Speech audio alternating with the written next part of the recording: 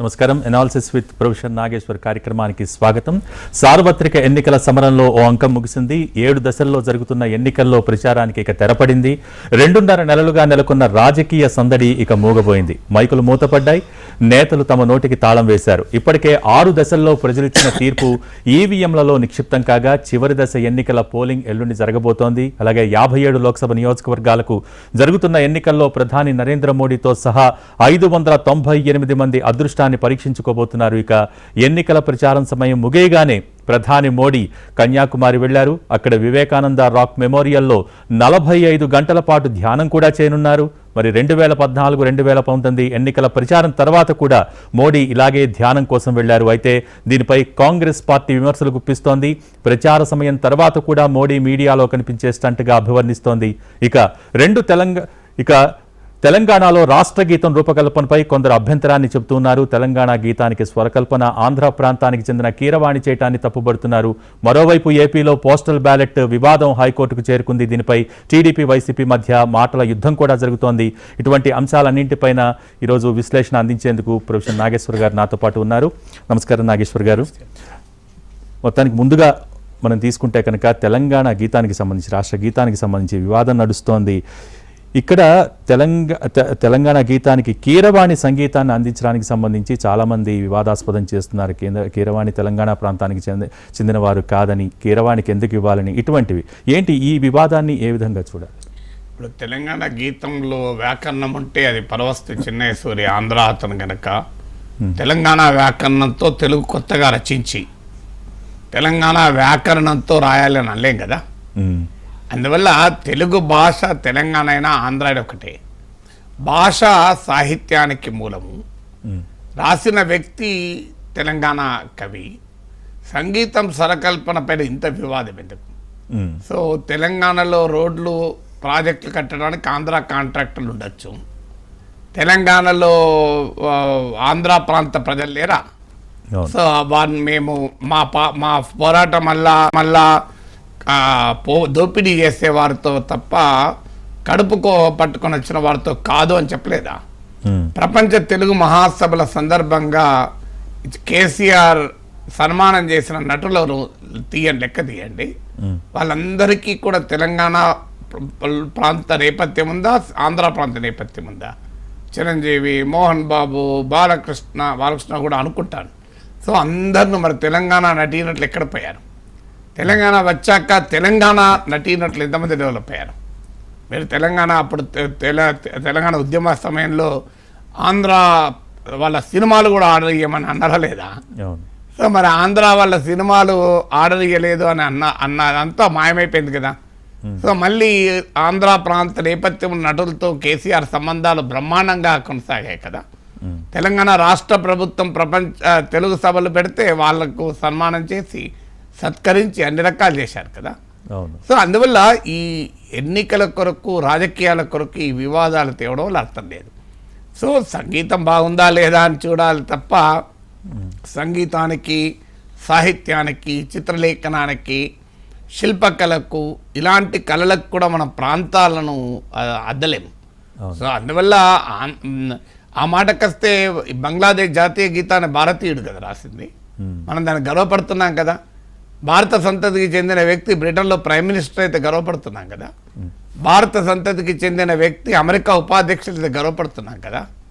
ఇప్పుడు భారత సంతతికి చెందిన వారు ఎన్ని లక్షల మంది అమెరికాలో ఉంటే మనం ఆనందపడుతున్నాం కదా.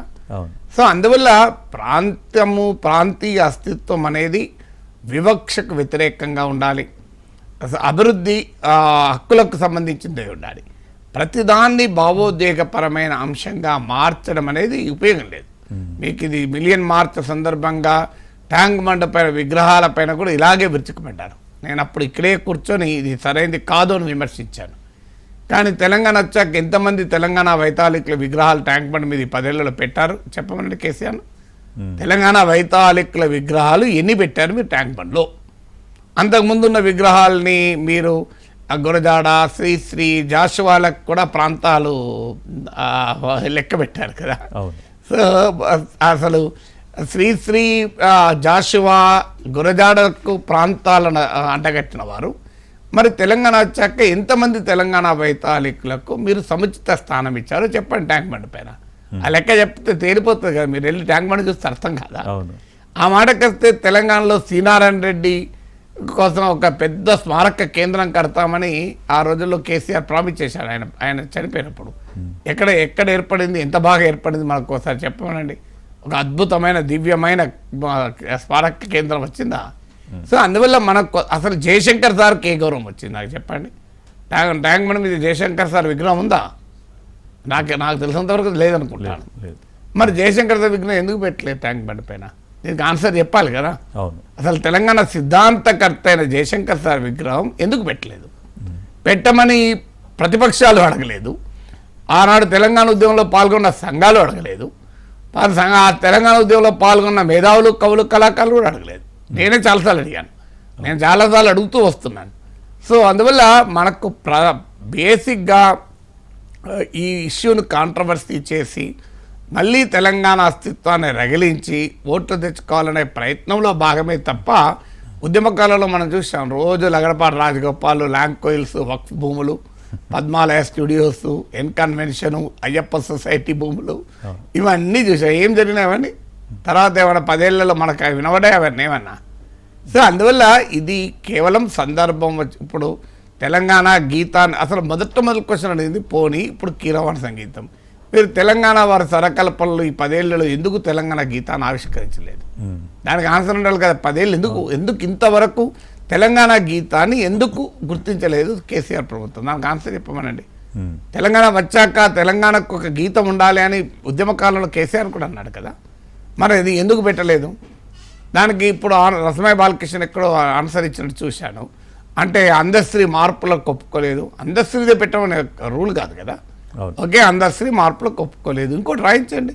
నేను తెలంగాణలో కవులు లేరా? మరి ఒక రాయించి మీరు ఎందుకు దాన్ని తెలంగాణ గీతంగా ప్రకటించలేదు? బ్రహ్మాండంగా తెలంగాణ సంగీత విద్వాంసంతోనే సరకల్పన చేసి మీరు పెట్టవచ్చు కదా. మరి దానికి ఎందుకు పెట్టలేదు అన్న దానికి ఆన్సర్ ఉండాలి కదా.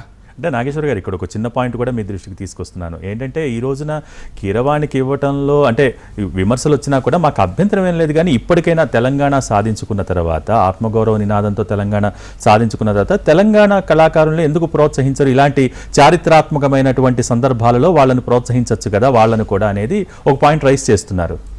ఇప్పుడు అసలు అది దానికి మీరు ఎందుకు చేయలే 10 ఏళ్ళు అంటున్నా నేను. ఓకే, మీరు ఇప్పుడు ఈ ప్రశ్న అడుగుతున్న వాళ్ళు 10 ఏళ్ళుగా ఎందుకు చేయలేదు? దానికి ఆన్సర్ చెప్పాలి కదా. అంటే ఇప్పుడు ఈ ప్రభుత్వం చేస్తోంది.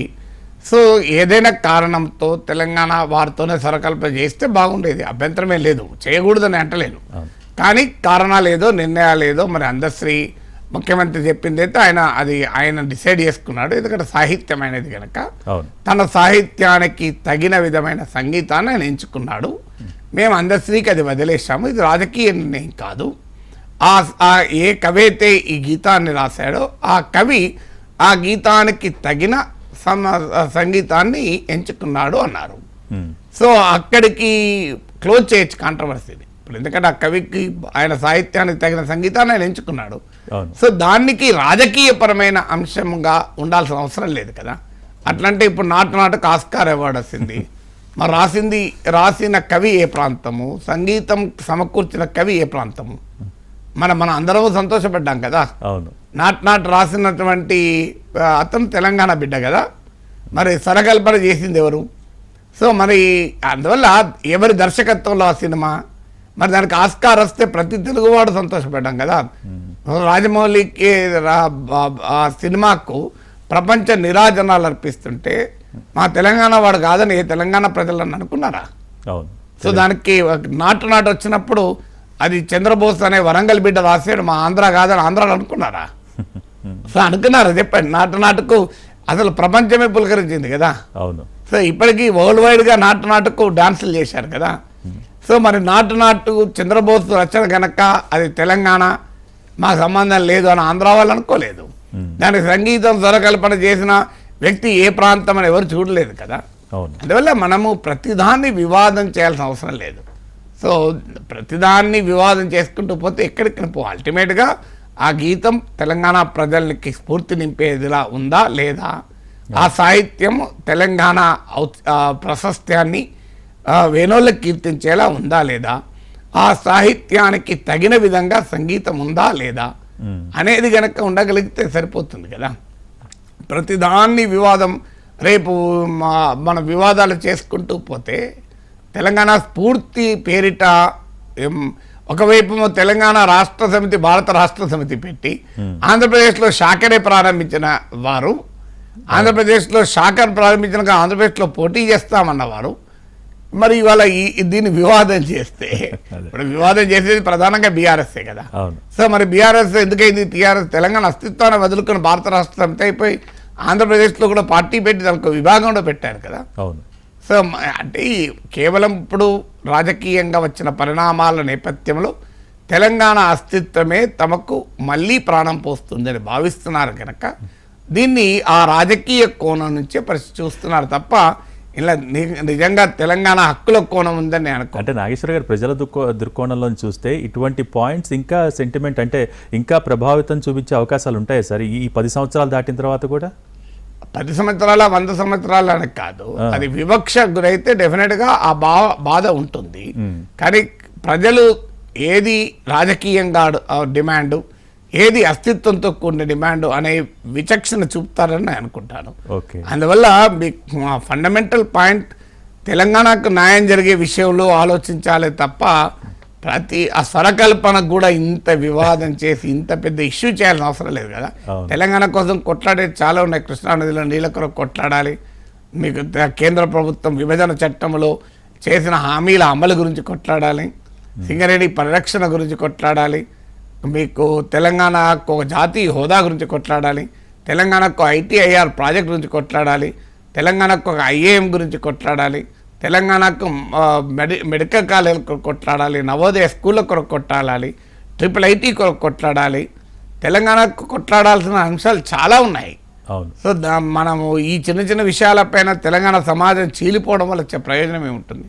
మంచి పాయింట్ చెప్పారు నాగేశ్వర్ గారు. ఇక తర్వాత ఏపీలో పోస్టల్ బ్యాలెట్ వివాదానికి సంబంధించి ఏంటంటే ఎప్పుడూ లేనిది, ఏ ఎన్నికలప్పుడు లేనిది ఈసారి పోస్టల్ బ్యాలెట్కి సంబంధించి ఇంత వివాదం ఎందుకు? ఇక్కడ ఈ దేశంలో ఎక్కడా లేని సడలింపులు ఇక్కడే ఎందుకని వైసీపీ అంటుంది. మాకు సడలింపు కావాలని చెప్పి టీడీపీ కోరుతుంది. ఇటు పక్కన CEC కొన్ని ప్రకటనలు చేస్తారు. ఎందుకు ఇంత గందరగోళం? ఎందుకు గందరగోళం అంటే పోస్టల్ బ్యాలెట్ వేసేది ప్రభుత్వ ఉద్యోగులు. సో ఆంధ్రప్రదేశ్లో మనము సామాజికంగా సమాజంలో జాగ్రత్తగా చూస్తే upper caste, upper class, urban, youth, employees ఈ సెక్షన్లు వైసీపీకి వ్యతిరేకంగా ఉన్నారు, కూటమికి అనుకూలంగా ఉన్నారు. ఎందుకున్నారు అంటే జగన్మోహన్ రెడ్డి అధికారంలోకి వచ్చిన వెంటనే నేను పాత పెన్షన్ విధానాన్ని అమలు చేస్తాను హామీ ఇచ్చారు. దానిపైన వెనక్కు వెళ్ళిపోయి అప్పుడు విషయం తెలియక పూర్తి అవగాహన లేక చేశామన్నారు. తర్వాత పే రివిజన్ PRC విషయంలో కూడా మొదటిసారి ఫిట్మెంట్ కన్నా తక్కువ PRC ఫిక్స్ అయింది. దేశంలో ఎక్కడా జరగదు, జనరల్గా ఫిట్మెంట్కు అదనంగా PRC ఉంటుంది. సో అక్కడ PRC was less than fitment. తర్వాత DAల కూడా చాలా ఆగిపోయాయి. సో వివిధ వర్గాల ప్రభుత్వ ఉద్యోగులు, ఉపాధ్యాయులు జగన్మోహన్ రెడ్డి ప్రభుత్వానికి వ్యతిరేకంగా ఉన్నారు. సో వీరే ప్రధానంగా పోస్టల్ బ్యాలెట్లో ఓట్లేసేది. సో అందువల్ల టీడీపీ ఆలోచన ఏంటంటే వీళ్ళు మ్యాక్సిమం ఓట్లేయాలి.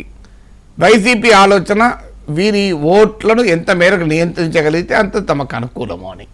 నియంత్రించాలంటే బలవంతాన్ని ఎవరిని ఓటేయకుండా ఆపలేరు కదా.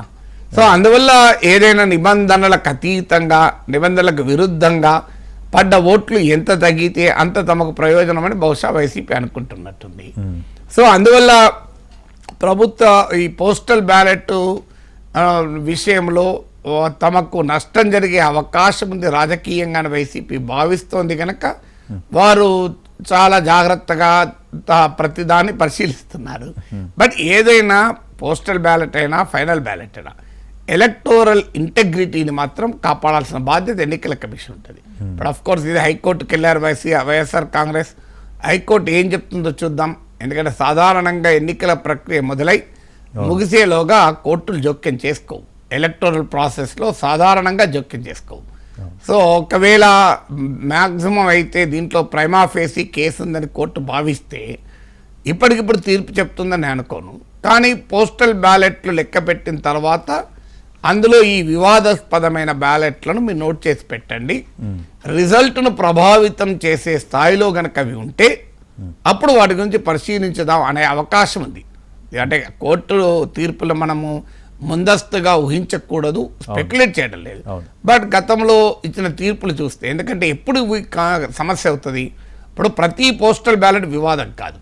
ఇప్పుడు వివాదం ఏంటి, సో సంతకం ఉంటే సరిపోతుంది, సీల్ లేకపోయినా మంచిదే అన్నది సడలింపించారు అని. సో సీలు లేకపోయినా అని ఎందుకు సడలింపించారు అన్నది వైసీపీ ప్రశ్న. సో అలాంటప్పుడు ఏం చేయవచ్చు, చాలా సింపుల్ ఎక్సర్సైజ్. ఏంటి ఎక్సర్సైజ్ అంటే సీలు సంతకము అన్నీ ఉన్నాయి. అంటే అంతకు ముందు ఈ సడలింపుకు ముందున్న నిబంధనల ప్రకారం ఉన్న బ్యాలెట్ పేపర్లు ఎలాగూ ఇబ్బంది లేదు, వాటిని అయితే కౌంట్ చేయొచ్చు కదా, ఎలాంటి ఇబ్బంది లేదు. సో కౌంటింగ్ అప్పుడు నిబంధనల సడలింపుకు ముందున్న పద్ధతిలో ఉన్నటువంటి పోస్టల్ బ్యాలెట్లు నిబంధనల సడలింపు తర్వాత ఉన్న పోస్టల్ బ్యాలెట్ను విడిగా లెక్కేసినాం అనుకోండి, ఓకే, సో మీకు పరిష్కారం చాలా సింపుల్గా దొరుకుతుంది. ఉదాహరణకు ఒక 1000 పోస్టల్ బ్యాలెట్లు పడ్డాయి అనుకుందాం ఒక చోట. ఆ 1000లో 600 700 నిబంధనల సడలింపుకు ముందు మొత్తం సీలు, స్టాంపు, సంతకము ఇంకా ఏది ఉంటే అది అన్నీ కలిపి ఉన్నది అనుకుందాం. ఒక 400 కలిపి లేని అనుకుందాం. సో రేపు ఆ అసెంబ్లీ నియోజకవర్గంలో అభ్యర్థి 400 ఓట్లతో ఓడిపోతే అప్పుడు దాని రిలవెన్స్ ఉంటుంది, లేకపోతే రిలవెన్సే ఉండదు కదా. దానికి రిలవెన్సే ఉండనప్పుడు ప్రత్యేక సమస్య ఏంటి? సో ఆ రకంగా వయా మీడియాగా పరిష్కారం కూడా వెతకవచ్చు. ఎందుకంటే 2007లో కంటెస్ట్ చేసిన మాకు ఇప్పటికీ గుర్తు. మాకు అనుమానం వచ్చింది, ఒక బండిల్ ఆఫ్ ఓట్స్ ఒక చోట కౌంట్ అయినా మళ్ళీ యాడ్ చేశారని అనుమానం వచ్చింది. నేనే వెళ్ళి రిటర్నింగ్ ఆఫీసర్ కంప్లైంట్ చేశాను, సార్ మా వాళ్ళకు డౌట్ ఉంది, మీరు మొత్తం దాన్ని లెక్కించాలా, అందులో లెక్క తప్పు ఉన్నట్టు మాకు గుర్తు అని. అప్పుడు ఏమన్నాడంటే ఆ returning officer of the record నాకు ఇచ్చిన సలహా ఏంటంటే, ఆన్ రికార్డే, ఆఫ్ ద రికార్డ్ కూడా కాదు, మీరు ఆగండి, నిజంగానే మీ ఓటమి ఆ ఓట్లతోనే ఉంటే అప్పుడు మనం క్షుణ్ణంగా పరిశీలించాలి. అప్పటిదాకా మీరు కౌంటింగ్ ప్రక్రియ ఆపకండి. ఇప్పటికే 3 రోజులు అయింది. అంటే ఎమ్మెల్సీ ఎన్నికల second preference, third preference, 10th preference ఉంటాయి. అప్పటికే 3 days అయిపోయింది యూసుఫ్గూడ స్టేడియంలో. సో అందరూ అలసిపోయి ఉన్నారు ఉద్యోగులు. సార్ మీకు మెటీరియల్ డిఫరెన్స్ వచ్చినప్పుడు I will definitely entertain your complaint. Material difference అంటే ఏంటి? ఇప్పుడు ఒక బండిల్ లెక్క తప్పు పెట్టారని మా అభియోగం. ఆ బండిల్ ఎంత ఉంటే ఒక 100 ఓట్లు ఉన్నాయి. మీ ఓటింగ్ కనుక 100 కన్నా ఎక్కువ మెజారిటీ ఉంటే చర్చే లేదు కదా, అంతేగా, ఆ 100 ఓట్లు లెక్క పెట్టాలని అవసరం లేదు కదా, సమస్య లేదు కదా అని మీరు ఆ బండిల్ నేను పక్కకు పెడతాను. So let us wait. మీ ఓటమి కనుక 100 ఓట్లతో ఈ ఎన్నిక ఫలితం నిర్ణయించబడితే వీల్ డెఫినెట్లీ ఎంటర్టైన్. అప్పుడు కూడా మీ కంప్లైంట్ రైటా రాంగా అప్పుడు ఆలోచిద్దాం. అప్పటిదాకా మీ కంప్లైంట్ గురించి పట్టించుకోవాల్సిన అవసరం లేదు కదా అన్నాడు. So that sound sensible to me, నాకైనా ఇతరులకైనా కరెక్టే కదా. ఇప్పుడు కౌంటింగ్ ప్రక్రియ అడ్డుకోవడం వల్ల ఏమొస్తుంది, అప్పటికే 3 రోజులు అయిపోయిందని. సో ఏం జరిగింది, ఆ బండిల్ కన్నా ఎక్కువ ఓట్లతో గెలిచాను నేను. ఆ బండిల్లో ఉన్న టోటల్ ఓట్ల కన్నా ఎక్కువ మేడతో గెలిచాను. సో అందువల్ల నేను డిఫరెంట్ మెటీరియల్ డిఫరెన్స్ ఏం లేదు. నాకు మెజారిటీ 1000 వస్తుంది, 1200 వస్తుంది, 1100 వస్తుంది, 900 వస్తుంది, తేడా ఏం లేదు కదా, గెలవడమే కదా. సో అందువల్ల ఆ రిటర్నింగ్ ఆఫీసర్ వాడిన క్రియేటివిటీ నాకు ఉపయోగపడ్డది. సో అందువల్ల ఇప్పుడు కూడా కోర్టుల తీర్పు చెప్పవచ్చు. సో మీకు నిబంధనలను సడలించి ఇచ్చిన వాటిపైన మీ అభ్యంతరం కదా. సో ప్రతి కాన్స్టిట్యున్సీలో అలా సడలించి ఆ సీలు లేని బ్యాలెట్లు ఎన్ని అని లెక్క పక్క పెడదాం. అది కౌంట్ చేయండి, రేపు నిజంగానే ఆ నెంబర్తోనే ఓడిపోయారు అనుకోండి, అప్పుడు ఆలోచించవచ్చు అనే ఆప్షన్ కూడా ఉంది. బట్ ఏదన్నా ఫ్రీ అండ్ ఫెయిర్ ఎలక్షన్ యొక్క ప్రొసీజర్ ఏంటంటే, ఒకటి, ప్రతి ఓటరు ఓటు కౌంట్ కావాలి. జెన్యూన్గా ఓటు వేసిన ఓటరు యొక్క హక్కులకు భంగం కాటిల్లకూడదు. అదే సమయంలో ఓటింగ్ ప్రక్రియ యొక్క ఇంటెగ్రిటీ కాపాడబడాలి. అంటే ఉదాహరణకు సీల్ తీసి ట్యాంపర్ అయిందా అని అనుమానం ఉందనుకోండి, సో అది డెఫినెట్గా సీరియస్ ఇష్యూ. అంటే voters right to have is vote ఒకటి, అలాగే the account the correctness of the process, integrity of the process, ఈ రెండింటిని మనం కాపాడాలి. అందువల్ల ఇప్పుడు వస్తున్న సమాచారం అయితే subject further confirmation, election commission కూడా ధృవీకరించింది ఈ సడలింపులను అంటున్నారు. అందుకే సెంట్రల్ నుంచి క్లారిఫికేషన్ వస్తుంది 2-3 రోజులు వచ్చిందని అంటున్నారు. ఇప్పుడు తాజాగా అయితే వచ్చిందని అంటున్నారు. ఎలక్షన్ కమిషన్ ఇంకా 2-3 రోజులు ఎక్కడిది, 4th కే కౌంటింగ్ కదా, వచ్చిందని అంటున్నారు. But subject to verification. నాకు తెలిసినంత వరకు సెంట్రల్ ఎలక్షన్ కమిషన్స్ కన్సల్ట్ చేయకుండా చీఫ్ ఎలక్టోరల్ ఆఫీసర్ ఏ నిర్ణయం తీసుకోడు. ఎందుకంటే నేను కూడా 2 ఎన్నికల్లో గెలిచాను, ఇంకో 2 ఎన్నికల్లో ఓడిపోయాను. సో నాకు కూడా అనుభవం ఉంది కదా చెప్తున్నాను. చాలా మందికి తెలియదు, రాష్ట్రంలో ఉండేటువంటి ఎన్నికల కమిషనర్ ఎన్నికల కమిషన్ కాదు, స్టేట్ ఎలక్షన్ కమిషన్ వేరు. స్టేట్ ఎలక్షన్ కమిషన్ ఏమో స్థానిక సంస్థల ఎన్నికలు జరిపే వ్యవస్థ. ఇక్కడ ఉన్న తన్ని ఎన్నికల కమిషన్ అన్నారు. మన వాళ్ళు మీడియాలో అంటారు, రాజకీయ నాయకులు తెలియక అంటుంటారు ఎన్నికల కమిషన్ అని. అసలు కరెక్ట్ వర్డింగ్ అంటే they are electoral officer. Electoral officer ఏంటంటే ఒక liaison with election commission. Election commission ఇక్కడ ఉండరు కనుక ఆ ఎలక్షన్ తో లయేజన్. నాకు తెలిసినంత వరకు ఏ నిర్ణయం చీఫ్ ఎలక్టోరల్ ఆఫీసర్ తీసుకోడు. ప్రతి దానికి ఎలక్షన్ కమిషన్ సంప్రదించే తీసుకుంటాడు. అది ఓరల్ గానా రిటర్న్ గా చెప్పలేను, కానీ ఎలక్షన్ కమిషన్ సంప్రదించకుండా జనరల్ గా నిర్ణయాలు తీసుకోరు.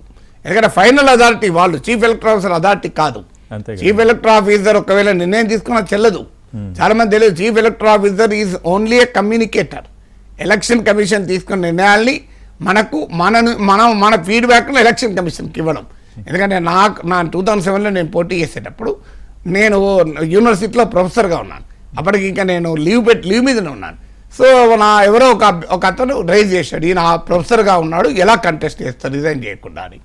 అందువల్ల ఆఫీస్ ఆఫ్ ప్రాఫిట్ కిందికి వస్తా అంటే నేను చెప్పాను, ఆఫీస్ ఆఫ్ ప్రాఫిట్ కిందికి రాదు, యూనివర్సిటీ ఈజ్ నాట్ గవర్నమెంట్ అని ఒక 10 సుప్రీంకోర్టు జడ్జిమెంట్లు ఉన్నాయి.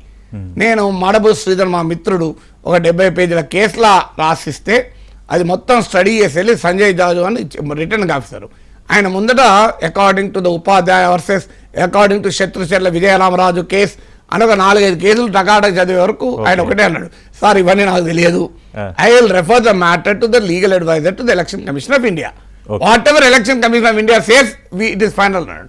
తెల్లారి election commission of India legal adviser ఒక 1 సెంటెన్స్ ఇచ్చాడు, the claims of professor K Nageshwar are correct అని. అయిపోయింది, నా నామినేషన్ యాక్సెప్టెడ్. ఎవరేమనలే. అందువల్ల ఎందుకు ఈ అనుభవం చెప్తున్నాడు, పర్సనల్ అనుభవం. నార్మల్గా తీసుకోరు, రిటర్నింగ్ ఆఫీసర్ అయినా చీఫ్ ఎలక్టరల్ ఆఫీసర్ అయినా, they always every minute every నిర్ణయం ఎలక్షన్ కమిషన్ సంప్రదించే తీసుకుంటారు. అందువల్ల వాళ్ళకి అధికారం లేదు, వాళ్ళు ఎక్సైజ్ చేయరు. అందువల్ల బహుశా ఎలక్షన్ కమిషన్ సంప్రదించి తీసుకుని ఉండాలి. సంప్రదించకపోయినా still time is there. So అందుకల్లే ఎలక్షన్ కమిషన్ కూడా వైసీపీ పోలీ హైకోర్టుకు పోయిందంటే బహుశా ఎలక్షన్ కమిషన్ కూడా ఆ నిబంధనలు ధృవీకరించింది సడలింపని అనుకోవాలి. లేకపోతే హైకోర్టుకి ఎందుకు పోతారు, ఎలక్షన్ కమిషన్ పోయేవాళ్ళు కదా. లేదు, ఎలక్షన్ కమిషన్ విశ్వాసం లేకపోవచ్చు, ఎందుకంటే బీజేపీ కూటమిలో ఉంది కనుక ఎలక్షన్ కమిషన్ పైన కేంద్ర ప్రభుత్వ ప్రభావం ఉందని. Let court decide. బట్ ఏదైనా ఈ రెండింటిని, సో ఒక ఫ్రివిలస్ రీజన్స్ అంటే అతి అవసరము లేని కారణాల పేరిట ఒక ఓటర్ వేసిన ఓటును రిజెక్ట్ చేయకూడదు. అదే సమయంలో ఓటింగ్ ప్రక్రియ ఇంటెగ్రిటీకి ప్రమాదం రాకూడదు.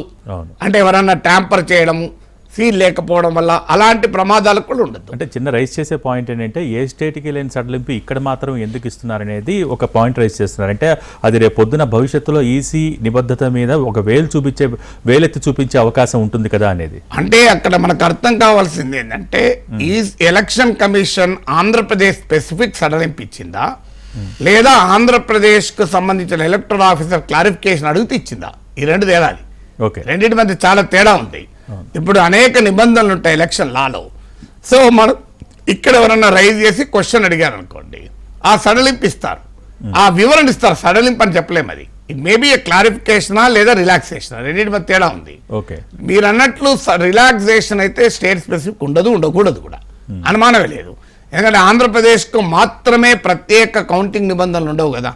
కౌంటింగ్ నిబంధనలు ఎలక్షన్ కమిషన్ ఆఫ్ ఇండియా ఓ బుక్ ఇస్తుంది. సో ఆ బుక్కే ఫైనల్.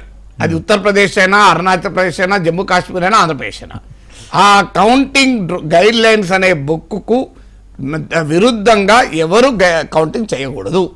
అందువల్ల అది రిలాక్సేషన్ ఆంధ్రప్రదేశ్ స్పెసిఫిక్ గా ఇచ్చే ప్రశ్నే లేదు, ఇస్తే కోర్టులో నిలబడదు. బుక్ లో పాయింట్ లేకుండా చెప్పే పరిస్థితి కూడా ఉండదు, అసలు ముచ్చటే లేదు. అది అలా ఇస్తే డెఫినెట్ గా అది ఇల్లీగల్, దాంట్లో డౌటే లేదు. ఎందుకంటే ఆంధ్రప్రదేశ్ ఒక రూలు, ఉత్తరప్రదేశ్ ఒక రూల్ ఉండదు. సో రిలాక్సేషన్ ఏపీ స్పెసిఫిక్ గా ఇచ్చే ప్రసక్తి లేదు. ఒకవేళ ఇచ్చినా అది నిలబడుతుంది అనుకోను. ఎందుకంటే this is a election for the country, not for Andhra Pradesh. ఇక క్లారిఫికేషన్ వేరు. ఇప్పుడు ఒక నిబంధన ఉంటుంది, ఆ నిబంధన ఎలా అర్థం చేసుకోవాలన్నది క్లారిఫికేషన్. సో ఆ క్లారిఫికేషన్ అడిగిన వరకే ఇస్తారు కదా క్లారిఫికేషన్. నా ఉదాహరణ చెప్పాను, యూనివర్సిటీ ప్రొఫెసర్ అనే వ్యక్తి ఆఫీస్ ఆఫ్ ప్రాఫిట్ కిందికి వస్తాడా రాడా? ఆఫీస్ ఆఫ్ ప్రాఫిట్ కిందికి వస్తే రిజైన్ చేయాలి, ఆఫీస్ ఆఫ్ ప్రాఫిట్ కిందికి రాకపోతే రిజైన్ చేయాల్సిన అవసరం లేదు. సో నా ఇష్యూ వచ్చింది కనుక అప్పుడు రిటర్నింగ్ ఆఫీసర్ క్లారిఫికేషన్ అడిగాడు. అప్పుడు ఎలక్షన్ కమిషన్ క్లారిఫికేషన్ ఇచ్చింది. ఈ సమస్య రాకుండా ఉండేందుకు నేను ముందే ఎలక్షన్ కమిషన్ రాశాను. రాస్తే ఎలక్షన్ కమిషన్ నాకు రిప్లై ఇచ్చింది, వీఆర్ నాట్ అడ్వైజరీ బాడీ అని. ఓకే, నేను లింగ్డో గారు ఎప్పుడు చీఫ్ ఎలక్టరల్ ఆఫీసర్ ప్రగతి రిసార్ట్లో ఉంటే పోయి కలిశాను. కలిస్తే ఆయన ఏమన్నాడంటే, మీరన్న ఆర్గ్యుమెంట్ అంతా నిజం ప్రొఫెసర్, కానీ ప్రాబ్లం ఏంటంటే మీ రిటర్నింగ్ ఆఫీసర్కి ఏది అర్థమైతే అదే ఫైనల్, ఏం చేయలేమన్నాడు. సో అందువల్ల నేను రిటర్నింగ్ ఆఫీసర్ రిక్వెస్ట్ చేసి, సార్ మీరు ఏమి నిర్ణయం తీసుకోకుండా ఎలక్షన్ కమిషన్ అడగండి అన్న. ఈ was fair enough. Election commission అడిగాడు, అడిగితే తెలంగాణ క్లారిఫై చేసింది. మరి ఉత్తరప్రదేశ్లో కూడా యూనివర్సిటీ ప్రొఫెసర్లు పోటీ చేయొచ్చని క్లారిఫికేషన్ ఇచ్చారు, అక్కడ ఎవరు అడగకపోవచ్చు. అంతే కదా. సో అడిగిన కాల క్లారిఫికేషన్ ఉంటుంది, అడగని చోట క్లారిఫికేషన్ ఉంటుంది కదా. ఇది నాకు ఇచ్చిన సడలింపు కాదు, సడలింపు వేరు, వివరణ వేరు. సడలింపు అయితే ఇచ్చడానికి స్కోపే లేదు. స్టేట్ స్పెసిఫిక్ రిలాక్సేషన్స్ ఉండకూడదు, ఉండవు. కానీ స్టేట్ స్పెసిఫిక్ క్లారిఫికేషన్ ఉండొచ్చు. అంటే ఒక రూలు పైన డౌట్ వచ్చినప్పుడు వివరణ అడుగుతా, వివరణ చెప్పచ్చు. ఇప్పుడు ఉదాహరణకు సీలు లేకపోయినా ఎలో చేయండి అని ఆంధ్రప్రదేశ్కు మాత్రమే ప్రత్యేకంగా ఎలో చేస్తే I don't think it will stand in the court of law. ఎందుకంటే అది చట్ట విరుద్ధం. ఎట్లా చేస్తారు ఒక స్టేట్కు? కానీ ఎవరన్నా అడిగారు అనుకోండి, ఈ అనుమానం ఇంకెక్కడ రాకెక్కడే వచ్చింది అనుకో వాళ్ళకు. మరి ఇక్కడ మా సీల్ లేకపోతే కొన్ని కవర్లు ఉన్నాయి, సీల్ వేయలే, ఆ తొందరలో వేయలేదు, ఆ కారణం తెలియదు, సంతకం ఉన్నది, సీల్ లేదు. మరి ఏంటి అని ఎలక్షన్ కమిషన్ అడిగితే సీల్ అవసరం లేకపోయినా ఇలా చేయండి అని క్లారిఫికేషన్ చేయొచ్చు. That is clarification, not relaxation. అందువల్ల మన దగ్గర రాజకీయ పార్టీలు ప్రధాన్ని గందరగోళం చేస్తాయి. సో అన్నిటికీ గందరగోళం చేయకూడదు, స్పష్టత ఉండాలి కదా. సో రిలాక్సేషన్ ఈజ్ అనేది ఏపీకి స్పెసిఫిక్గా ఉంటే అది చట్ట విరుద్ధమే, ఏపీ స్పెసిఫిక్ క్లారిఫికేషన్ ఉంటే ఉండవచ్చు, అది తేలాలి. మొత్తానికి ఎన్నికల ప్రచారం ముగిసింది. ప్రధాని మోడీ కన్యాకుమారి వెళ్లారు. ఈరోజు అక్కడ వివేకానంద రాక్ మెమోరియల్లో 45 గంటల పాటు ధ్యానం కూడా చేయబోతూ ఉన్నారు. సో సేమ్ యాజ్ 2014, 2019 ఎన్నికల ప్రచారం తర్వాత ఏ విధంగా అయితే చేశారో ఇప్పుడు కూడా అలాగే ధ్యానం చేశారు. కానీ ఇప్పుడు ప్రతిపక్షాలు చెప్తుందంటే ధ్యాన ముద్రలో మోడీ కూర్చోవటం అనేది ఇది కూడా ప్రచారం అయిపోయిన తర్వాత ఒక ఎన్నికల స్టంట్ అనేది అభివర్ణిస్తూ ఉన్నారు. ఏంటి సార్, ఏ విధంగా అనుకోవచ్చు?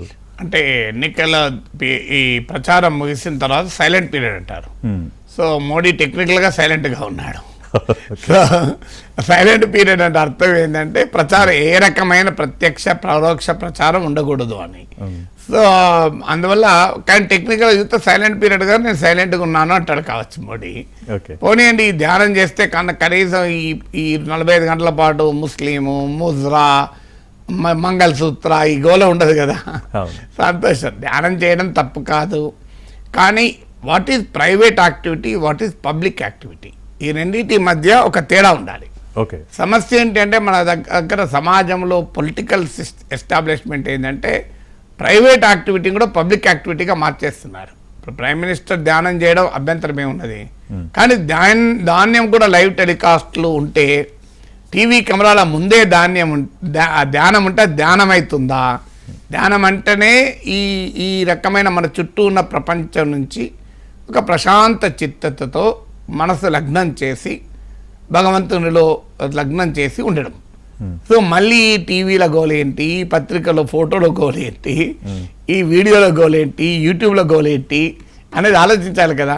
కానీ నరేంద్ర మోడీ ప్రత్యేకత ఏంటంటే ఆయన ఏం చేసినా ఆయన పాపులర్ ఇమేజ్ కన్స్ట్రక్షన్కు లింక్ అయ్యే చేస్తారు. మీరు ఆయన తల్లి కాళ్ళు కడిగినా టీవీ కెమెరాలో వచ్చేదా కడగలే, మీరు గమనిస్తే. ఈవెన్ వీడియోలు కూడా వచ్చాయి, కారులోనే కూర్చొని ఉన్నారు, టీవీ కెమెరాలో వచ్చాకనే కారు దిగాడు, అప్పటిదాకా ఏదో కారులోనే పని చేసుకుంటున్నారని కూడా విమర్శలు వచ్చాయి. బట్ అదెంత నిజమో నాకు తెలియదు. కానీ సో కాళ్ళు కడిగినవి కూడా టీవీ కెమెరాలు ఎందుకు కవర్ చేయాలి, పేపర్ ఎందుకు కవర్ చేయాలి? ఇప్పుడు మన ఇంట్లో మనము అమ్మకు సేవలు చేయమా? సో ఆ సేవలు చేసుకునేది కూడా ఫేస్బుక్లో పెట్టుకుంటామా, యూట్యూబ్లో పెట్టుకుంటామా? ప్రతి కొడుకు, ప్రతి బిడ్డ, ఎవరైనా దాదాపు అందరూ, ప్రతి అని చెప్పలేను కానీ తన తల్లిదండ్రుల సేవలు చేయడంలో ఆనందం ఉంటుంది కదా. సో అందువల్ల ఆ తల్లికి చేసే సేవలు, అది కాళ్ళు కడగచ్చు, కాళ్ళు పట్టచ్చు, లేదా ఇంకో రకంగా సహకారం చేయొచ్చు. అవి ఏవి చేసేది ఆ అమ్మ మీద ప్రేమతో చేస్తాను తప్ప దానికి యూట్యూబ్లో వ్యూస్ రావటానికో, ఫేస్బుక్లో లైకులు రావటానికో, ప్రజలు నా మాతృభక్తులు చూసి జేజేలు పలకడానికో నేను చేయకూడదు. అది ఎప్పుడు కూడా చేయకూడదు.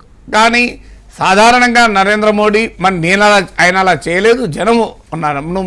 మీరు అమ్మకాళ్ళు కడగడానికి పోతున్నప్పుడు మీడియాకి చెప్పకపోతే ఎందుకు పోతారో వాళ్ళు ఎట్లా తెలుస్తారు? మీరు తల్లికాళ్ళు కడగడానికి పోతున్నారని చెప్పి టీవీ ఛానళ్ళకి ఇన్ఫర్మేషన్ ఉంటేనే కదా టీవీ ఛానల్ వచ్చేవి. మీరు ఇంటికి ప్రైమ్ మినిస్టర్ ఎంబడి ప్రతి క్షణము టీవీ కెమెరా ఉండవు కదా. అందువల్ల that is a part of political construct of Modi success ఫార్ములాలో అదొకటి. ఆయన ఒక చెయ్యి ఊపినా దాని వెనకాల ఒక పెద్ద ప్రయత్నం, పెద్ద వ్యూహం ఉంటుంది. సో మీరు అందుకే చూడండి, మన రామాలయానికి కూడా సదరన్ ఇండియా పుణ్యక్షేత్రాలు తీర్థాలకే తిరిగారు. దానికి కూడా లింక్ ఏంటి? సౌత్ ఇండియాలో బీజేపీ పెరగదలుచుకుంది. ఎందుకంటే నార్త్ వెస్ట్లో బీజేపీకి సాచ్యురేటెడ్గా సీట్స్ వచ్చాయి కనుక ఇక ఏమున్నా ఉంటే నార్త్ అండ్ వెస్ట్లో తగ్గుతాయి. సో ఆ తగ్గేదాన్ని ఈస్ట్ అండ్ సౌత్తో కంపెన్సేట్ చేసుకోవాలి. అందుకే మీరు ఆంధ్రప్రదేశ్లో లేపాక్షికి వెళ్ళారు, ధనుష్కోడికి వెళ్ళారు, రామేశ్వరం వెళ్ళారు, మొత్తం సౌత్ ఇండియాలో మీరు గమనించండి. అసలు కంప్లీట్లీ సౌత్ ఇండియాలోనే ఎందుకు పర్యటించారు అంటే ఆ రామాలయానికి ప్రాణప్రతిష్టకు తీసుకెళ్లే ఏ నది, ఏ పుణ్యక్షేత్ర దర్శనం, ఏ పుణ్యతీర్థ జలాన్ని తీసుకెళ్లాలన్నది కూడా రాజకీయ ఒత్తుగడలకు లింక్ అయి ఉంటుంది. అందుకే మీకు సౌత్ ఇండియా స్పెసిఫిక్గా పనిచేశారు. చేసేటప్పుడు కూడా మీరు చూడండి, ఆ విజువల్ చూస్తే అలా సముద్ర ఒడ్డున మోడీ ఒక్కడే నడుస్తూ ఉంటాడు. ప్రైమ్ మినిస్టర్ అలా నడుస్తాడు ఎక్కడన్నా? ఎంత సెక్యూరిటీ ఉంటుంది, ఎంత మనుషులు ఉంటారు. కానీ మనకు వచ్చిన వీడియోలు, ఫోటోలు అన్నీ కూడా చూడండి, ప్రైమ్ మినిస్టర్ ఒక్కడే వెళ్ళి ఎవ్వరు సపోర్ట్ లేకుండా, అసలు ఏమీ లేకుండా, కేవలం ఒక సాధారణ భక్తునిలాగా వెళ్ళి వచ్చినట్టుగా వీడియోలు వస్తాయి. అందువల్ల Modi is very very specific about it. So ఆ మోడీ ప్రత్యేకత అది. మీరు అందుకే ఆయన లండన్ పోతే కర్ణాటక ఎన్నికల సమయంలో లండన్లో కూడా అక్కడ బసవేశ్వరుని విగ్రహాన్ని ఆవిష్కరిస్తాడు. ఎందుకంటే కర్ణాటకలో బసవేశ్వరుడు లింగాయత్ బీజేపీ ఓట్ బేస్కు మూలం, లింగాయత్ వీరశైవ. సో అందుకే అక్కడ వేరే వాళ్ళ విగ్రహాలు ఆవిష్కరించాడు. సో లండన్లో ఉన్న కర్ణాటక ఎన్నికల గురించి ఆలోచిస్తాడు మోడీ. ఆలోచించి కర్ణాటకలో ఉన్న బసవేశ్వరుని విగ్రహాన్ని ఆవిష్కరించాడు. మీరు నేపాల్లో ఉన్న పశుపతినాథ్ టెంపుల్లో ఉన్న బయట ఎన్నికలు జరుగుతున్న సమయంలో వెళ్తే రుద్రాక్ష ధరించి కాషాయ వస్త్రాలతో ముందు బయటకు వస్తాడు. సేమ్ టీవీ కెమెరాలు మీరు ఎవరు రావద్దు, ఇది దేవునికి నాకు సంబంధించింది. So there absolutely no publicity. మీరు ఎవరు కెమెరా రావద్దు, వీడియో కెమెరా రావద్దు, ఫోటో కెమెరా రావద్దు, జర్నలిస్ట్ రావద్దు. ఇది కేవలం నా వ్యక్తిగత కార్యక్రమం. అన్నాక ఎవరన్నా వస్తారా? మీకు మనం ఎవరన్నా ఇప్పుడు మనం తిరుపతికి పోతాం, తిరుమలకు పోతాం, దేవదర్శనం చేసుకుని ఎవరైనా వస్తారా? మన ఎంబడి మీడియా వాళ్ళు, నేను ఎన్టీవీ, టీవీ9, టీవీ5 అందరికి చెప్పి, సో నేను తిరుమల వెళ్తున్నాను, మీరు నన్ను కవర్ చేయండి అనం కదా. తిరుమలకు వెళ్తాం, వస్తాం, శ్రీశైలం పోతాం, వస్తాం. అంటే నాగేశ్వర్ గారు మనము ప్రధాని ఒకటి కాదు ఫస్ట్ థింగ్. సెకండ్ థింగ్ ఏంటంటే ఇప్పుడు ఇందా మీరు అన్నట్టు టెక్నికల్గా ప్రధాని మౌనంగా ఉన్నారు. టెక్నికల్గా చూసినా మీడియా కోణంలో అది ప్రధాని కార్యక్రమం కాబట్టి ఖచ్చితంగా పట్టడం లేదు. కానీ మీడియా ఆబ్వియస్లీ ప్రైమ్ మినిస్టర్ ధ్యానం చేసినా, ప్రైమ్ మినిస్టర్ గుడికి పోయినా, ప్రైమ్ మినిస్టర్ యొక్క పుణ్యతీర్థంలో స్నానం చేసినా అది వార్తే, కాదని అంటలేదు. కానీ అది పొలిటికల్ పబ్లిసిటీకి అవసరం లేదనుకుంటే దాంతో సంబంధం లేకుండా చేయొచ్చు. ఎందుకంటే అది దైవ కార్యమా రాజకీయ కార్యక్రమంగా అనేది ఆలోచించాలి కదా. దైవ కార్యం అయితే దానికి not before the TV cameras అవసరం లేదు. మోడీ స్థాయికి ఈ పబ్లిసిటీ కూడా అవసరం లేదు. కానీ లాస్ట్ ఎన్నికల్లో గోలోకి పోయింది మనం చూసాం, గో నుంచి బయటకు వచ్చి చూసాం. ఇప్పుడు ధ్యానంలోకి పోయేది చూస్తాం, ధ్యానం నుంచి బయటకు వచ్చేది చూస్తాం. బహుశా ధ్యానం కూడా లైవ్ టెలికాస్ట్ ఉంటుందో లేదో నాకు తెలియదు. సో అందువల్ల నేనేం విమర్శించడం లేదు, దట్ ఈజ్ హీజ్ ప్రిరగేటివ్. మోడీ అలా చేయడం తప్పని, నేరమని నేను అంటలేను. అలా చేయడంలో రాజకీయ వ్యూహం ఉందని మాత్రమే అంటున్నాను, అంతే తప్ప అలా చేయడమేమో నేరము, అది రాజ్యాంగ విరుద్ధము, చట్ట విరుద్ధము, ధర్మ విరుద్ధము అని నేనేం విమర్శిస్తలేను. సో దట్ ఈజ్ ప్రిరగేటివ్, ఒక్కొక్కరికి ఇష్టం. ఇప్పుడు కొంతమంది సత్యనారాయణ వ్రతం చేసుకుంటే ఇంట్లో వెంటనే ఫోటోలు తీసి ఆ వ్రతం పూర్తి కాకముందు ఒక 20 ఫోటోలు అప్లోడ్ చేస్తారు ఫేస్బుక్లో. మీరు గమనించండి, అసలు ఇంకా అక్కడికి రానే రాదు. ఏది ఒక వర్తకుడు సముద్రంలో తన అల్లుని తీసుకెళ్ళి వెళ్తుంటాడు, సత్యనారాయణ వ్రతం చేయకుండానే పోతాడు. సో సముద్రంలో పడవ ముగిసిపోతుంది అనకముందు ఇక్కడికి 4 ఫోటోలు అప్లోడ్ అయిపోతాయి మీకు. అంటే సత్యనారాయణ వ్రతం మీద కాన్సన్ట్రేషన్ కన్నా ఈ ఫోటోలు తీసుడు, ఈ వీడియోలు తీసుడు మీద ఎక్కువ కాన్సన్ట్రేషన్ ఉంటుంది. దాన్ని ఎప్పటికప్పుడు అప్లోడ్ చేయడం చేసే మధ్యలో సమర్పయామి అంటూ అరే అప్లోడ్ చేసినవారా ఫేస్బుక్లో అంటుంటాడు. నేను చాలామంది మనం చూశాను. నేను సో అసలు ఆలోచనలు మళ్ళొక్కసారి సమర్పేయమంటాం అయ్యగారు అది కరెక్ట్గా వీడియో రాలే ఫోటో రాలే అని. సో అది చేయొద్దా, దట్ ఈస్ పర్సనల్ చాయిస్ అండి. అది చేయాలన్నా చేయొద్దా అని అంటలేను. నాలాంటి వాడు దైవ కార్యం అనేది ప్యూర్లీ నీకు దేవునికి మధ్య ఇంకెవరు ఉండకూడదని నా అభిప్రాయం. సో ఇంకో అభిప్రాయం ఉండొచ్చు, నేను తప్పనట్టలేం కదా. ఫేస్బుక్లో సత్యనారాయణ ఫోటోలు పెట్టిన వాళ్ళు నేనే తప్పడతలేను, వాళ్ళకు తీరి ఉండొచ్చు. ఇలా నేను పెట్టడం వల్ల ఇంకా 100 మంది స్ఫూర్తి పొంది 100 మంది కూడా సత్యదేవుని వ్రతం చేస్తారనే ఆలోచన ఉండొచ్చు. మంచి ఆలోచనే, చెడు ఆలోచన ఉంటుంది కాదు. ఇప్పుడు మోడీ ధ్యానం వల్ల ఇంకా లక్షలాది మంది ప్రజలు ధ్యానం చేస్తే మంచిదే కదా. ఇప్పుడు యోగా మోడీ పాపులర్ చేశాడు. మోడీ ఎందుకు చేసినా యోగా మోడీ వల్ల పాపులర్ అయింది, అందుకు సంతోషం కదా. అందువల్ల నేనేం విమర్శ కాదు నా పాయింట్ అలా. నా పాయింట్ దాని వెనకాల ప్రచార వ్యూహం ఉంటుంది, రాజకీయ వ్యూహం ఉంటుంది, అది ఆయన వ్యక్తిగత నిర్ణయము. సో నా అభిప్రాయం అయితే దైవ కార్యము దేవునికి నీకు మధ్యలో ఎవరు ఉండకూడదు, ఎలాంటి టీవీ కెమెరాలు ఉండకూడదు, ఎలాంటి ఫోటో కెమెరాలు ఉండకూడదు. ప్యూర్లీ అది దైవంతో నీవు గడిపే ఏకాంతం. ఇక అందులో మధ్యలో ఇంకే ఆలోచనలు ఉండకూడదు. సో ఈ ప్రపంచపు ఆలోచనల నుంచి బయటపడాలి మనం. అది ఒక్కొక్కరు అది నా అభిప్రాయమే మోడీ అభిప్రాయం ఉండాలని రూల్ ఏం లేదు కదా. So he has every right. ఆయన ధ్యానం చేసినప్పుడు దానికి ప్రచారం కల్పించుకోవాలా వద్దా అనేది ఆయన ఇష్టమే కదా. బట్ సాధారణంగా నేను చెప్పేది మోడీ ఏమి చేసినా వ్యూహాత్మకంగా ఉంటుంది. అది రాజకీయంగా ఆయన పొలిటికల్ పర్సనాలిటీని కన్స్ట్రక్ట్ చేసేదిగా ఉంటుందని మాత్రమే చెప్తున్నాను నేను. అది రైట్ ఆ రాంగ్ అంటే ఇది పొలిటీషియన్. ఇప్పుడు ఆయన రాజకీయాల్లో ఉన్నాడు కనుక తన ఏ పని చేసినా తన రాజకీయ కార్యక్రమాలకు ఉపయోగపడేలా చేశాడు కనుక ఇంత 10 ఏళ్ల పాటు అప్రతిహతంగా నడుస్తున్నది. ఇంకా మళ్ళీ 5 ఏళ్ళు కూడా అధికారం వచ్చే వాతావరణం ఉంది కదా. That is what the Modi is. Whether you like it or you don't like it, that is how the Modi behaves. Modi అలాగే ఉంటాడు, అలా ఉన్నాడు కనుక మోడీ అయ్యాడు. నాగేశ్వర్ గారు, మొత్తానికి లోక్సభ ఎన్నికల 7 దశల ప్రచారం ముగిసిపోయింది. ఓవరాల్గా ఈ 7 దశలకు సంబంధించి మొత్తం ప్రచారాల సరళి జరిగిన తీరుకు సంబంధించి మీ విశ్లేషణ ఏంటి? ఈ ప్రచార సరళిలో నార్మల్గా గత ఎన్నికలతో పోలిస్తే సాధారణంగా ఎజెండా మోడీ సెట్ చేస్తాడు, ప్రతిపక్షాలు రెస్పాండ్ అవుతాయి. ఈసారి ప్రచారంలో ప్రతిపక్షాలు ఎజెండా సెట్ చేసే మోడీ రెస్పాండ్ అయ్యాడు. అంటే కాంగ్రెస్ పార్టీ సంపద రీడిస్ట్రిబ్యూషన్, అసమానతలు అన్నారు. రీడిస్ట్రిబ్యూషన్ పదం వాడలే, కానీ అసమానతలు పోగొడతామంటే దానిపైన మోడీ రియాక్ట్ అయ్యాడు. 50% మించి రిజర్వేషన్లు ఇస్తాను కాంగ్రెస్ అంటే దాని మీద మోడీ రియాక్ట్ అయ్యాడు. మీరు గమనించండి, క్యాస్ట్ సెన్సెస్ అని కాంగ్రెస్ అంటే మోడీ రియాక్ట్ అయ్యాడు. So Modi first time proactive కాకుండా రియాక్టివ్ క్యాంపెయిన్ నడిపాడు. సాధారణంగా ఇది మోడీ స్ట్రెంగ్త్ను సూచించదు. సాధారణంగా మోడీ ఎజెండా సెట్ చేస్తాడు, మిగతా వాళ్ళంతా రియాక్ట్ అవుతుంటారు. సో ఇప్పుడు రివర్స్ జరిగింది. మొదటిది. రెండవది, కాన్స్టిట్యూషన్ అనేది చాలా ఆసక్తికరంగా చర్చలోకి వచ్చింది. బహుశా భారతదేశంలో ఏ ఎన్నికల్లో కూడా రాజ్యాంగము చుట్టూ ఎన్నిక జరగలే. మీకు అటు బీజేపీ అయినా కాంగ్రెస్ అయినా పరస్పరం రాజ్యాంగం ఆధారంగా ప్రశ్నించుకున్నారు. రాహుల్ గాంధీ అయితే రాజ్యాంగం కాపీని కూడా సింబాలిక్గా చూపెడుతూ చేశారు. సో దానికి కారణం ఏంటంటే ప్రజలు రాజ్యాంగంతో రిలేట్ అయ్యారు. సో అదొక పాజిటివ్ అంశం. రెండవది. మూడవది, లైవ్లీహుడ్ ఇష్యూస్ ముందుకు వచ్చాయి. అంటే మీకు ఉపాధి, ఇవి ప్రతిపక్షాలు బలంగా ముందుకు తీసుకొచ్చాయి. అఫ్కోర్స్ అధికార పార్టీ ధరలు, ఉపాధి వీటికి రియాక్ట్ కాలేదు, కానీ ప్రతిపక్షాలు ఎకనామిక్ ఎజెండాను ముందుకు తీసుకొచ్చాయి, ముఖ్యంగా జీవనోపాధికి సంబంధించిన అంశాలు. అయితే భారతీయ జనతా పార్టీ తెలివిగా ఆ అంశాలు చర్చలోకి రాకుండా పదే హిందూ ముస్లిం అనే ఎజెండాలోకి తీసుకెళ్లే ప్రయత్నం మోడీ చేశారు. కానీ అపోజిషన్ ఆ ఎజెండాకు పడలే.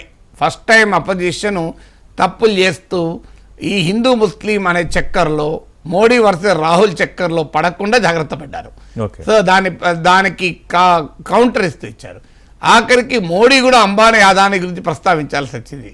అసలు అదానీ గురించి రిప్లై కావాలని పార్లమెంట్లో రోజుల తరబడి ధర్నా చేస్తే కూడా మోడీ రియాక్ట్ కాలే అదానీ గురించి.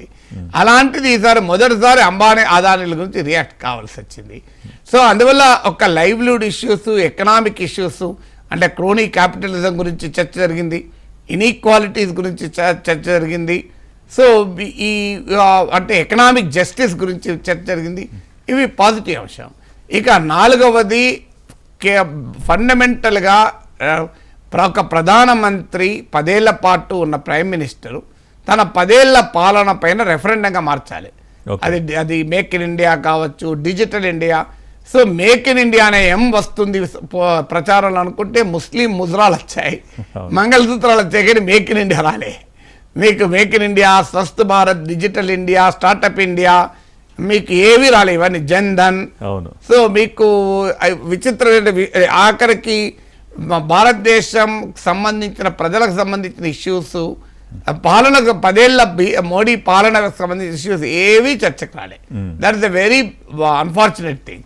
తర్వాత పర్సనల్గా అభ్యంతరకర స్థాయికి వెళ్ళి విమర్శించుకున్నారు. సుప్రీంకోర్టే చెప్పింది కదా, బెంగాల్లో తృణమూల్ కాంగ్రెస్కి వ్యతిరేకంగా బీజేపీ ఇచ్చిన అడ్వర్టైజ్మెంట్ల పైన సుప్రీంకోర్టు ఒక దేశాన్ని పాలించే అధికార పార్టీకి సూటిగా చెప్పింది, మీ అడ్వర్టైజ్మెంట్స్ ఆర్ డిస్పరేజింగ్, ఇది అవమానకరంగా ఉన్నాయి, రైవల్స్ కానీ మీరు ఎనిమీస్ కాదు, ప్రత్యర్థులు కానీ మీరు శత్రువులు కారు అని సుప్రీంకోర్టు ద రూలింగ్ పార్టీని ఉద్దేశించి ఫస్ట్ టైం అన్నారు.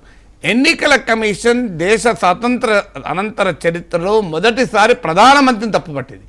తప్పుపడుతూ భారతీయ జనతా పార్టీ అధ్యక్షుడు జేపీ నడ్డాకు నోటీస్ ఇచ్చారు. చాలా క్లియర్గా మీ ప్రైమ్ మినిస్టర్ స్థాయి, మీ స్టార్ క్యాంపెయినర్లు జాగ్రత్తగా ఉండాలి, ఎన్నికలు వస్తాయి పోతాయి, సమాజం ఉంటుంది, సమాజాన్ని మీరు తప్పుదోవ పట్టించకండి అని ఎన్నికల కమిషన్ భారత ప్రధానమంత్రి ప్రచారం పైన వ్యాఖ్యానించింది. ఇది ఎక్కడ ఇంతవరకు దేశ చరిత్రలో జరగలేదు. సో అందువల్ల ఇలాంటి ప్రచారంలో ఉండేటువంటి కొన్ని పాజిటివ్స్ ఉన్నాయి, కొన్ని నెగటివ్స్ ఉన్నాయి. బట్ స్టిల్ ఒక సబ్స్టాన్షియల్గా సోషల్ అండ్ ఎకనామిక్ ఇష్యూస్ పైన, కాన్స్టిట్యూషనల్ ఇష్యూస్ పైన డిబేట్ నడవడం కూడా మనం ఆహ్వానించాలి. Right, thank you so much Nageswar గారు. ఇది ఈనాటి ఎనాలిసిస్ నాగేశ్వర్ కార్యక్రమం. Stay tuned to NTV.